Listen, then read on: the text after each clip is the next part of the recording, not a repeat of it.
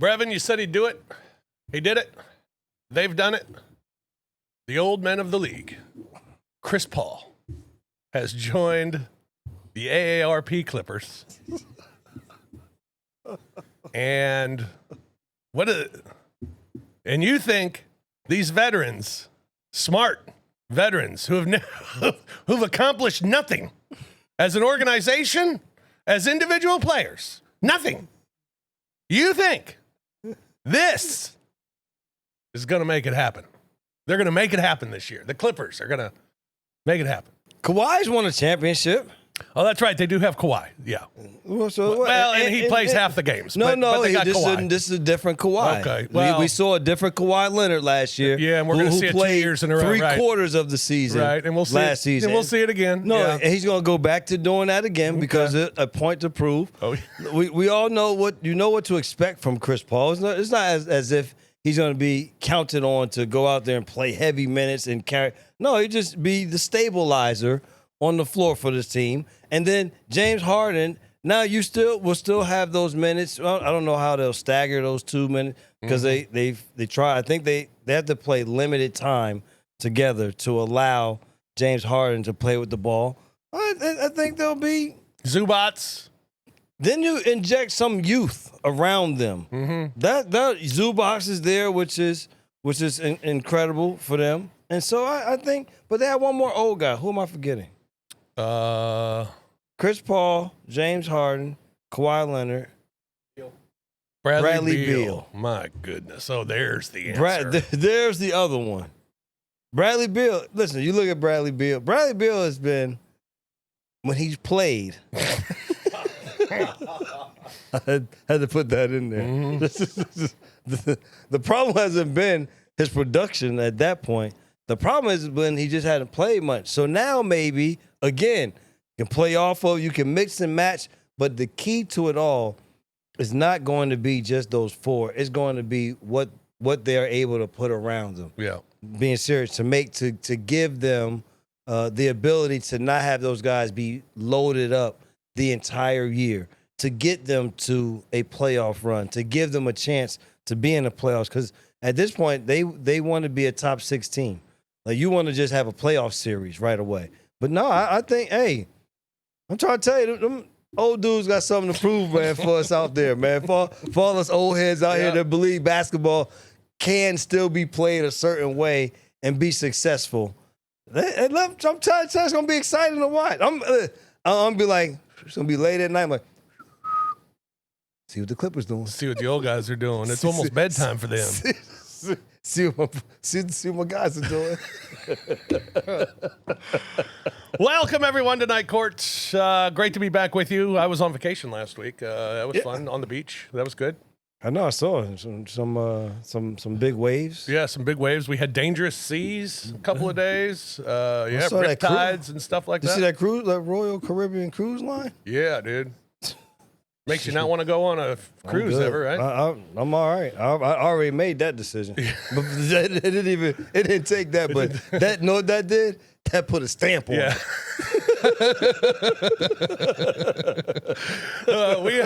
We are back with you, and we're back together for the first time in a while as well, and happy to be here. He's Brevin Knight. You can get him on Twitter at Brevin Knight 22. I'm on Twitter at The Fish Nation, and the show's on Twitter at Night Court 22. You can watch every episode of the Night Court podcast, the Bluff City Media YouTube channel, and listen wherever you get your podcasts. And we're glad you're with us. Some Grizzlies news this week. We had some Grizzlies news. Grizzlies are going global. A couple of games in London and Berlin, where they will take on the Orlando Magic in January. I think it's such good news and such big news that the negatives of it we can deal with. You know, first and foremost, obviously, it's unfortunate we're not going to have the MLK Day game. Yes. And yes. But the Grizzlies are still going to do stuff around MLK Day, and it'll be back next year. It's just unfortunate that the dates turned out to be the same. It's unfortunate we won't see Desmond Bane come back to FedEx Forum this year. That would have been kind of neat. That would have been fun. And it's also unfortunate that we miss out on a trip to Orlando. See, I was hoping that you put that in there. Yeah, because that's unfortunate. That is highly unfortunate. Yeah, it is, as one of the better golf stops. Yeah. On the NBA tour. That's right. That's what I now call it. The NBA tour. Yeah. One of the finer ones. one of the better ones. Yeah, no doubt. On the stop but also I think for me in terms of the team is it'll be tough to not be able to have the experience of being over there and calling the game and being able to bring our fans the feeling that we bring, but also how it really feels in the arena. Yeah. And from our point of view. Yeah. And so that'll be tough, but but it's great for the organization. It's a great opportunity to continue to expand the exposure for this organization, because the thing they would like to get to at some point is the more and more you talk to people who say, "Oh, what do you do now?" When you say it, they know who it is. It's almost like this. This is the crazy thing, and this is how big our star is globally, wherever you go. You can say to somebody, I work for the Memphis Grizzlies at NBA. They're like, oh, okay. It's like, yeah, the team John Morant plays for. It's like, oh, yeah, I know John Morant. It's like, but they don't put it together still. Yeah. They just know John Morant. And so I think as the team can be seen more, can continue to win, I think it's great for the organization. How about the videos and the pictures of John Morant's tour? Oh my gosh, it's like a rock star. How about the smile on his face? He look. It's almost like it's like rejuvenated. You know what I'm saying? Like it's like I feel physically I feel good, mentally I feel good. Like there's not. I'm just in a good place, and it's good to be here. Yeah.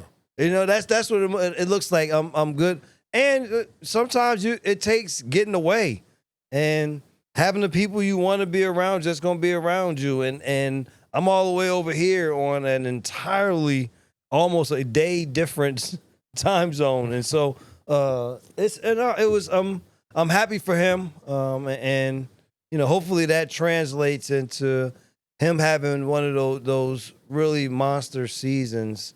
That won't only be good for him. That would be good for the team. Yeah, and that was the first thing I thought of when I saw these global games. First thing I thought of. Boy, I hope Ja plays.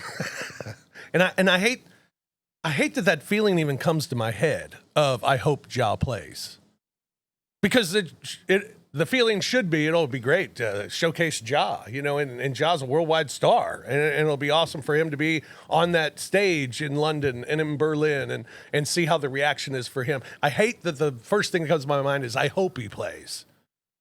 It goes back to everything I've been saying about the Grizzlies this coming season, the keys for this team. It's all about Ja playing. Ja's just got to play, and I hope we can get away from the I hope a Ja plays. Well, I think we'll get that early enough in the year to know if you have that feeling or not. Right. Because it's January games, there'll already be some type of track record as to how and what is being done this upcoming season with those minutes. Health-wise, too. And exactly. Will he be health, how everyone will be. But I think for all of those games, it should just be an unwritten rule that we want to put our best foot forward. Yeah. What's the point of going over there and wanting to expose the game more manage some people?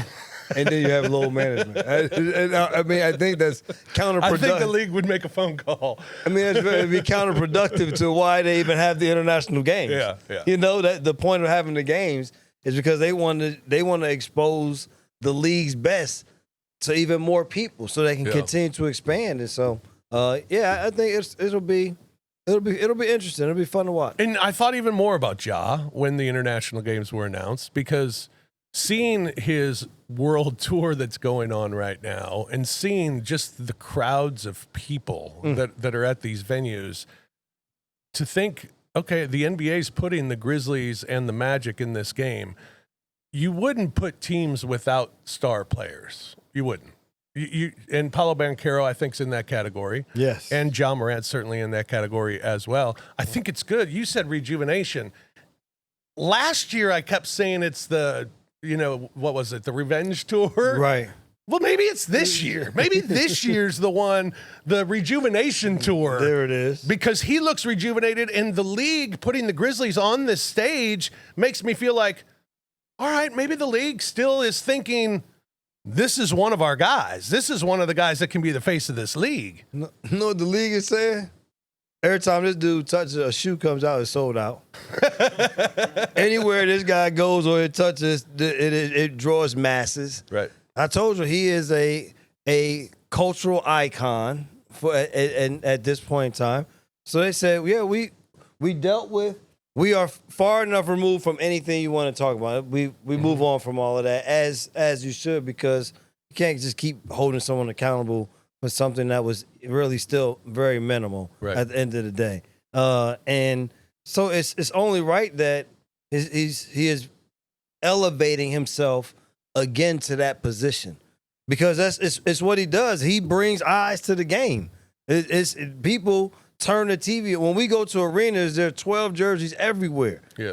He's traveling right now like a rock star. Like Dude had a tattoo of him.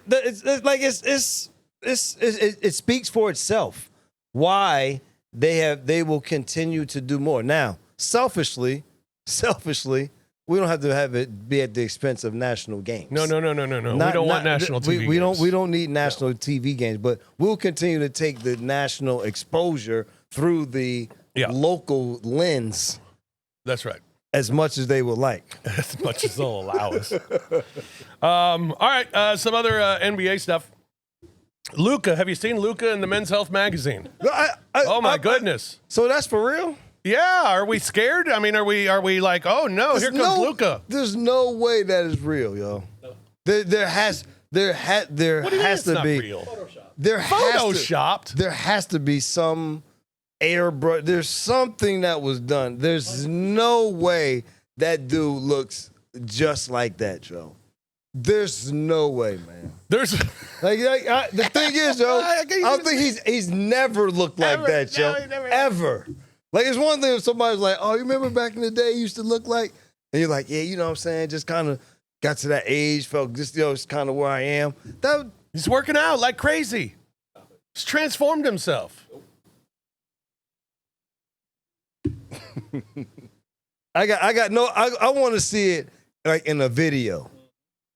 Okay. Like if somebody has seen a video, I saw a picture of him standing next to Aaron Judge, and he looked great. I mean, Judge is a monster, and he was right there with Aaron Judge. I already told you, bro. You can put clothes on, and if you just kind of decent, be all right. People don't know underneath this the belly is where it is. They don't know that. Yeah. You know what I'm saying? But you can put on certain clothes like, hey, are you what you been doing, working out? I ain't worked out for real in 17 years. Well, I'm doing nothing right. I'm just barely here or there with eating right. So I want to see with a jersey on, moving on, like on the court video of what he look. Not no picture. All right, not a believer. Oh, all right. It's not. It's just I want to see it differently. Okay. Billy Donovan gets a multi-year extension. He's the third longest tenured coach in the NBA. Yeah. What's going on with that? We've already had this talk on Billy Donovan. What? Like they said because they feel he's a stabilizer for their organization. Yeah. You consider your past seasons to be stabilized? Well, it's the same guy. I guess that's what they mean. You know, the staff's been stable. He's the third longest tenured coach in the league. The success has not been stable. No, not at all. Very unstable. Yeah, surprises me. But congratulations. Yeah, listen, bro, I don't hate on nobody for making their money. No Same way I say about players. I mean, I can't not say it about a coach. Yeah, well, Steph Curry says the players are underpaid. But here's why. Okay. He said the way the CBA is structured right now, we can't participate in equity. And that's a big deal because it's a partnership with ownership. It's a partnership with the league, and we're on the short term of that revenue. The contract numbers sound crazy, but what the league is doing from whatever era you want to compare it to is probably 10 times that. The idea that we can't participate in equity while we're playing is part of why I would say, yes, we're underpaid because we want to be able to participate in that rise. They weren't part of the team. No. They're paid fine. They're not going to allow that. That would be crazy for the owners to allow that. Like, why didn't that really allows you to then dictate where team you go to, who plays on what team? You get a vote for. There's no way that they can, unless there's some stipulation to your partnership that you don't have a voting right. Like, you have investment rights, you have voting rights. But I mean, could you imagine a owner being like, "Yes, fine, yet you can. I'm gonna pay you a bunch of money to play, and you own part of the team, and you get a part of the decision making that happens." No way. They already think that the play is too much of a players' league as it is right now. I mean, that would just make it a total. And you're not talking about the star players either. You're talking about every player. Every player. Yeah. Heck no. No. Yeah. My favorite story of the week. Gilbert Arenas was arrested Wednesday. Accused by the Department of Justice of being part of a high-stakes illegal gambling ring that ran out of one of his California homes. My favorite part is the press release from the Justice Department said Arenas, a.k.a. Agent Zero.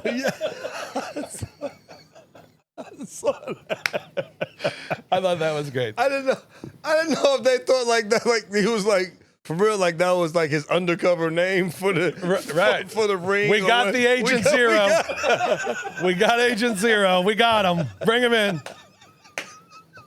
He is facing a federal indictment on account of conspiracy to operate an illegal gambling business, one count of operating an illegal gambling business, and one count of making false statements to federal investigators. According to the Justice Department, Arenas rented out an Encino, California mansion to host illegal poker games. If convicted, could face up to 5 years in prison on each charge. Now, he came dancing out of jail yesterday. Gilbert's crazy, bro. Dancing, saying he was going to snitch. And saying that he had nothing to do with it. He rented out the place. Well, he rented the place out to Israeli mobsters, for crying out loud. And apparently, did you see the poker tables that were used? They say Agent Zero on them and have Gilbert Arenas' picture, like in uniform shooting. But he had nothing to do with it. But he had nothing to do with it. Nothing to do, like, in, you know, the reason why it's completely illegal, it's a high stakes gambling, taxes and stuff like that. And then the house was taking a cut.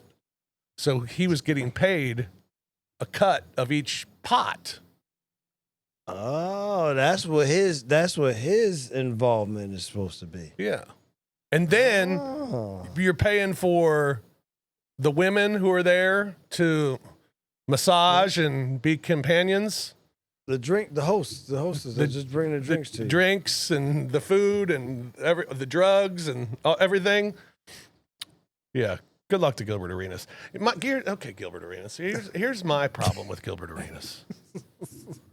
Maybe one of the dumbest things that's ever been told to me in my life was told to me by Gilbert Arenas. We were in New Orleans when Arenas was on the team. And we were going to the casino. Right.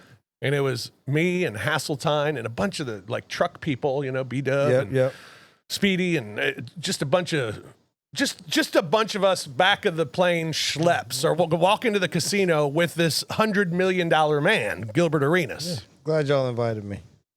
You were probably golfing. Arenas looks at us and says, "Hey, you guys, you want me to tell you how you can take this place down?" And we all kind of looked around. We're like, "Sure, we're listening. What do we have to do?" This dumbass says, "You go play blackjack, right? Put down 100. If you lose, put down 200.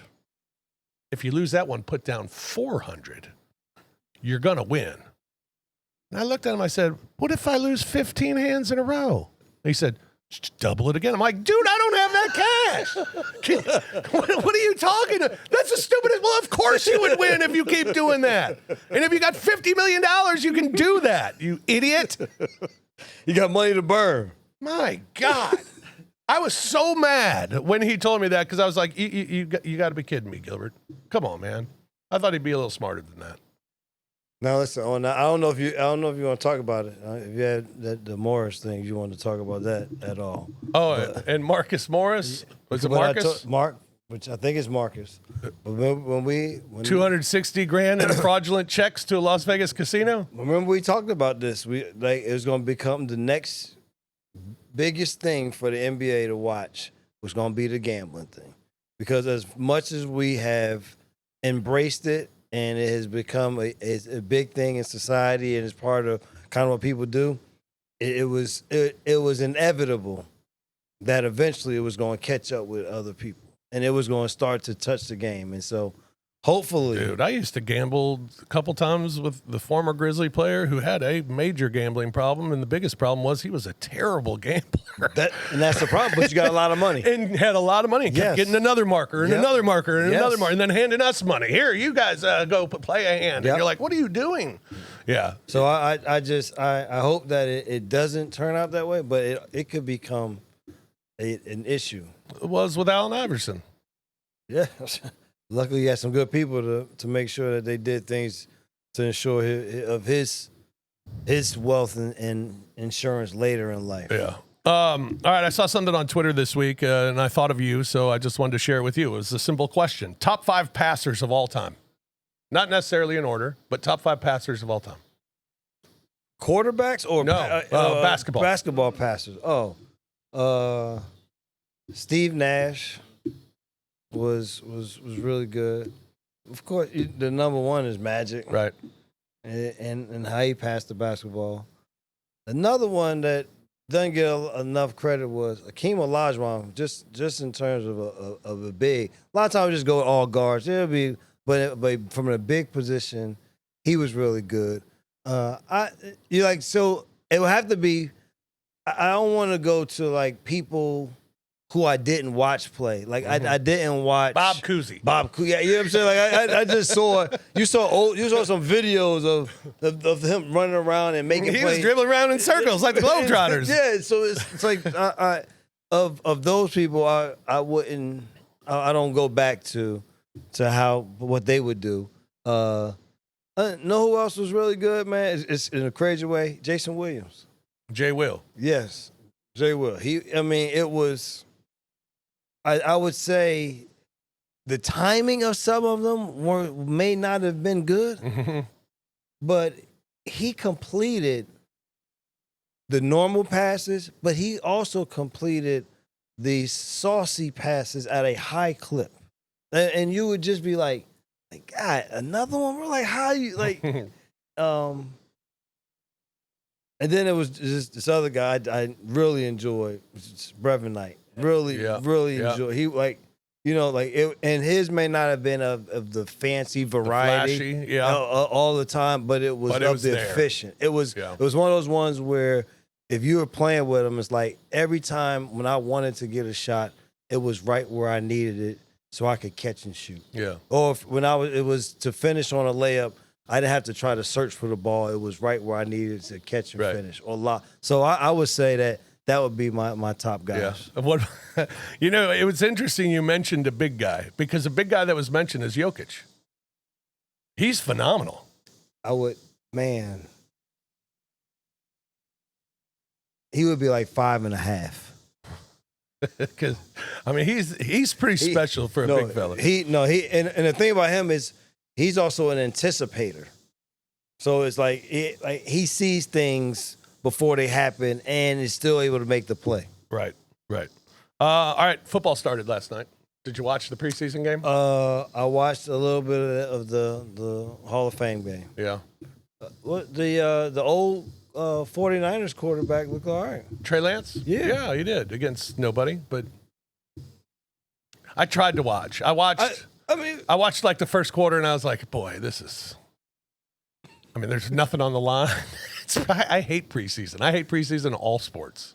It was good to watch football kick off, but all I wanted to see the automated first down marker thing, or not the automated first down, the automated ball spot. Yes, you are. You were enamored with all of the other stuff. I thought that was cool. And, yeah, not much else. I did. Yeah, I mean, this is. I'll wait for it to when they get closer to when they start playing the second, third. I just want to, and then we play some real football. I'll be excited. Yeah. ESPN's buying the Red Zone, and apparently they're going to be ads. ESPN is buying the Red Zone? Yeah. Now, I don't know if they're going to just like put ads at the bottom of the screen, possibly, or if they're actually going to run ads. But because it was commercial-free football, that's what the Red Zone was. It was the best. It's the best thing going. Like literally, it was the one thing on that package that I made sure I had. Yeah. Like, I don't care whatever. And the thing is, even as soon as your team is not playing, you just watch that. Yeah. And the host he's grown. Scott Hansen. Scott Hansen is really he's good. Because I didn't know what was the guy before him. Oh, gosh, I wish Ken, you know. I don't remember his name. He was so good, and when he replaced him, I was like, oh man, I'm not gonna like this. But I like. Yeah, Scott's good. So, hopefully, and he's going to be back. So hopefully it'll be, I don't know, won't be disturbed too much. I hope. We're here in the backyard and here on the golf course, and I think the last time we broadcast out here, this place looked like a wreck, and and now it's immaculate, and it doesn't feel like that was that long ago. No, they have really transformed it, and boy, oh boy, it's gonna be. It's going to be fun to watch. That's next week, right? Next week. It starts Thursday. It'll be fun to watch, but for me, it's going to be that following Tuesday that I'm waiting for. You get back out there? I get back out there. It's been a while. It's been 6 months. Well, shoot. It'll be 8 months since we've been out there. 8 months. That's a long time for a reason why you live where you live. Yeah. To not be able to do what you want to do in the place that you live. But the tournament is fun, and the good thing is, same ways we talk about exposing and elevating the Grizzlies with the international game. Yeah, I think this is what the tournament does for the city of Memphis. Yeah, and it gives them it gives that, but and it also when you in conjunction with St. Jude. St. Jude to me is such a big and known entity that is bigger than Memphis. So people a lot of times don't even make the correlation again between the two. In Memphis. Right. It don't do that. The same way as I said the John Morant Memphis Grizzlies thing. Like, so there's a point where it's big because the city doesn't have, aside from it's a tough place to live. I hate people always say, how you live there? Is it are you afraid? Do you get around? I'm like, bro, the same ways you live where you live. Anywhere else, it's the like crime happens, crime doesn't happen. We got good restaurant. Like it's the same living as every other city. So the blown out of proportion. Do we have issues? Yes. We don't turn a blind eye to it, but it's no different. And so I just think it's a great thing for the city to be able to be seen in these other ways. Yeah. And I think that's the tournament does a great job. And just like I said, being next to St. Jude with it also just furthers that. Yeah. Happy Gilmore 2. Have you seen it? I haven't watched it yet, man. And I've gotten mixed. Yeah. Real mixed bag. Yeah. Like I'm talking about to the point where normally you're like mixed bag where it's like, yeah, but there's a lot of people that really liked it. Right. This is for real been like, it's just the first one. And I'm like, I mean, some people have hated it. Yes. Hated it. That's why I said it's a for real mixed bag. Yeah. It's not one way where it's like, well, you got a couple people that said it wasn't good. Yeah. And it was like, but the majority are saying that it's good. Yeah. It's for real. Like people are like, it's like it was trying too hard. Yeah. Right. Well, I'm gonna watch it at some point.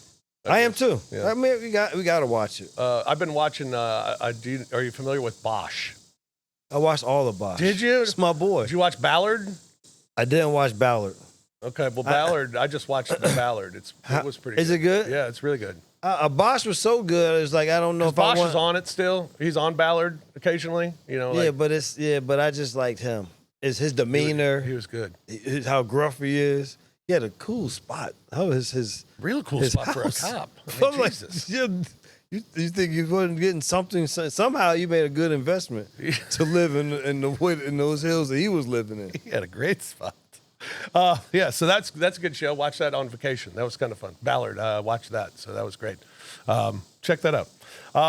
It was a crazy week. We lost some famous people this week. Ozzy Osbourne, Yes. Hulk Hogan, Malcolm Jamal Warner, Ryan Sandberg, the former Chicago Cub. I heard they're gonna wear his number. All the Cubs are gonna wear his number in the upcoming game here soon. Yeah. All the players gonna wear 23. Yeah. Mike Wilbon said that they should wear 23 for the rest of the year. I don't know. Was he just playing or? I don't know, but that's kind of dumb. I mean, he's a Cubs fanatic Yeah, fan. he is. Theo, sad news. Yeah, that was. Because That's bad. he's a little older than us. Not Yeah, much, I but- mean, and the thing is, and grew up with him. Yeah, and to see him go from, in some way, transition from the acting side, but still not transition, still acting, but the music side of him also. So it was, that was, I guess it was tough because we still watch those Cosby shows. Yeah, When they're on, we still watch the reruns, and so that was, and just the way that it happened was tough to hear. Yeah, and then Ozzy Osbourne. I'm not an Ozzy Osbourne fan. Respect, Yes, to same Ozzy way. Osbourne, Same and way. just to see the outpouring of support. The fans that were there in Birmingham for the funeral procession was incredible. The people who showed up for the funeral, I mean, just incredible. What the impact he had on so many people in that industry. I watched their show. I did. I used to watch that's show too, that's as much. I didn't listen to the music, but I watched the show, and like I say, the God rest his soul, but I was very happy for the closed caption for the captions. It was a big thing, but the dynamic of their family was cool. To me, it was a cool reality show to watch from time to time. And were you a Hulk Hogan fan? The wrestling side, like the dude that was wrestling. That's the only Hulk Hogan I'm talking about. When that time, I thought he was the perfect showman for what wrestling needed. At that time. You're right. You know what I mean? Like they needed somebody who could be a true face, who embodied wrestling, but could also be a personality. Yeah. And I thought he did a fantastic job of doing that. Yeah. All right, couple of toasts. Yeah, I got one too. Oh, you do? All right. Yeah. Do you want to do yours first? Mine? Yeah. Yeah, I can do Because my two I have to do in a row. All right, well, I'm going to do mine. First, mine is, I want to send a toast out to Brian Leftwich. You don't know who that is. Played basketball at Princeton, but he hosted me and my buddy Pat Bosworth that I played high school basketball at Pine Valley Golf Course. Nice. The other day. So I got to give a shout out to Brian. That was the best golf experience of my life. Really? Of your life? I mean, that place is like, that was like golf heaven. Really? Yes. Wow. Very cool. Yes. How'd you play? I played around, shot 84. Yeah. I played. All right, listen, to me, I did some dumb things. Yeah. I did some good things. Who was talking about it the other day? 74 bad decisions I got to make.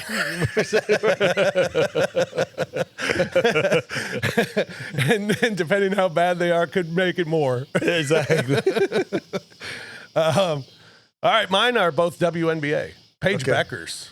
Yes. Paige Beckers is lighting up the WNBA. She now has the most games by a rookie in WNBA history with 20 points, 5 assists, and no turnovers. The most ever.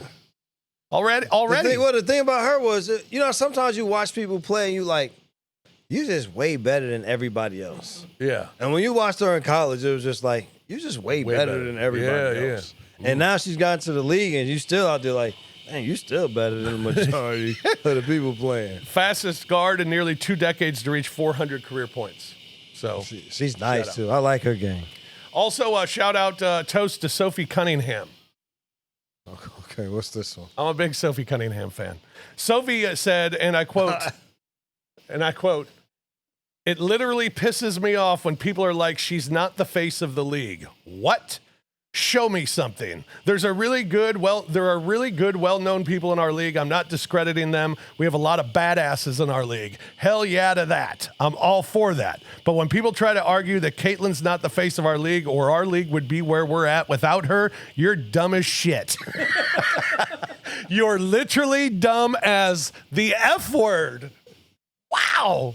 I love it. Get him, Sophie. Fuck, just because you ride for your girl. Stand up for your teammate.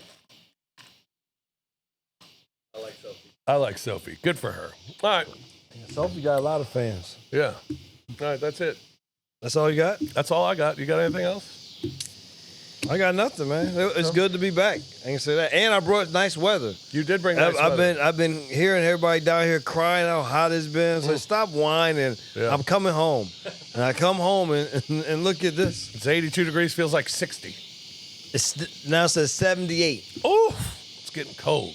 We got fans on and everything, too. Need to put sleeves on next time I come over here. All right, so we're going to do it again next week. We'll talk about the golf tournament. Yeah, next week we'll get it in before the tournament. We'll get a show in. Yeah. Talk a little bit about the tournament. Absolutely. And then some other news Other stuff's going to happen. Micah Parsons, he's going to be somewhere. Yeah, I'm one out. Yeah, how about that? All right, so we'll do that next week, and we will be back with you next week. Don't forget to tune in to the Night Court podcast wherever you get your podcasts, and you can also watch each and every week on the Bluff City Media YouTube channel. For BK, I'm Fish. Thanks for joining us. We'll talk to you again next week here on Night Court. Peace.